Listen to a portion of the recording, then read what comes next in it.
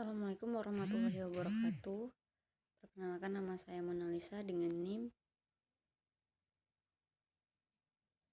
Assalamualaikum warahmatullahi wabarakatuh. Perkenalkan, nama saya Mona Lisa dengan NIM C1C02111210.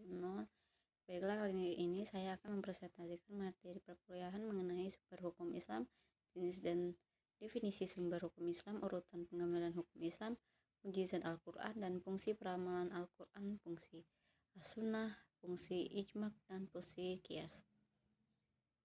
Untuk daftar isi yaitu sumber hukum Islam, untuk yang kedua jenis dan definisi sumber hukum Islam, urutan pengambilan hukum Islam, mukjizatnya Al-Quran, untuk fungsi dan peranan Al-Quran, fungsi as-sunnah, fungsi ijma' dan fungsi qiyas. Pertama, sumber hukum Islam. Hukum Islam bukan hanya sebuah teori saja, namun adalah sebuah aturan-aturan yang diterapkan di dalam sendi kehidupan manusia, karena banyak ditemui permasalahan-permasalahan umumnya pada bidang agama yang seringkali membuat pemikiran umat Islam yang cenderung pada perbedaan. Untuk itulah diperlukan sumber hukum Islam sebagai solusinya, yaitu sebagai berikut. Yang pertama Al-Quran, yang kedua Al-Hadis, yang ketiga ijma', dan yang keempat qiyas. Jenis dan definisi hukum Islam. Sumber ajaran Islam yaitu segala sesuatu yang melahirkan aturan yang mempunyai kekuatan yang bersifat mengikat, yang menjadikan dasar pedoman acuan syariat Islam. Islam bersumber dari Al-Quran dan hadis. Al-Quran adalah sumber hukum yang utama dari semua ajaran syariat Islam.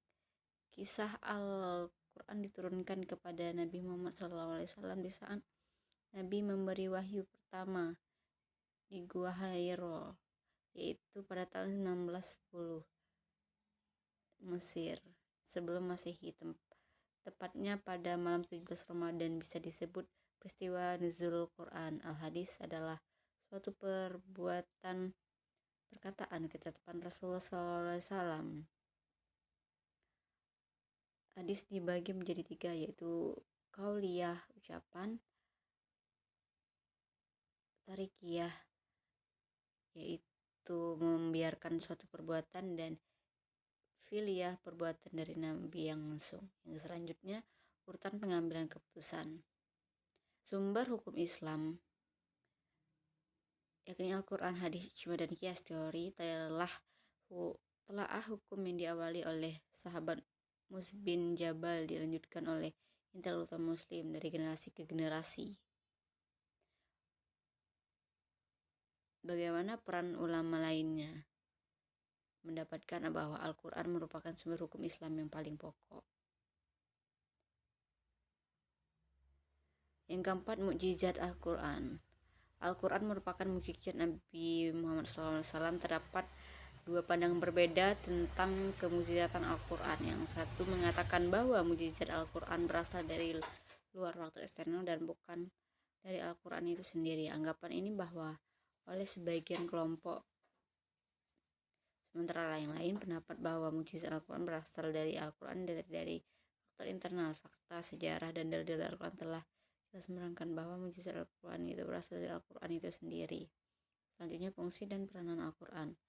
Al-Quran tidak hanya mengatur hubungan antara manusia dan Tuhannya, namun juga mengatur hubungan antar manusia dan juga manusia dengan alam. Dalam kehidupan manusia, Al-Quran memiliki beberapa fungsi seperti berikan pandangan, Al-Huda, petunjuk, Al-Furqan, pemisah, Asy-Syifa, obat, dan Al-Mau'izah, nasihat. Fungsi as-sunnah. Sunnah merupakan keterangan Nabi Muhammad SAW, baik berupa ucapan, perbuatan, maupun ketetapan. Selain itu, sunnah juga merupakan sumber hukum kedua setelah Quran. Hal ini disebabkan adanya sifat perbedaan seperti itu. Al-Quran bersifat hati walur, dan sedangkan sunnah bersifat dani al-wurud. Fungsi sunnah terdapat dalam Al-Quran. Ada pertama, fungsi sebagai penguat takkit atas apa yang dibawa Al-Quran. Kedua, fungsi sunnah sebagai penjelasan. 7. Fungsi jima. Yang pertama yaitu adanya kesepakatan seluruh mujtahid dari kalangan umat Islam. Yang kedua, suatu kesepakatan yang dilakukan harusnya dinyatakan secara jelas. Yang dilakukan kesepakatan tersebut adalah mujtahid. Kesepakatan tersebut terjadi setelah wafatnya Rasulullah.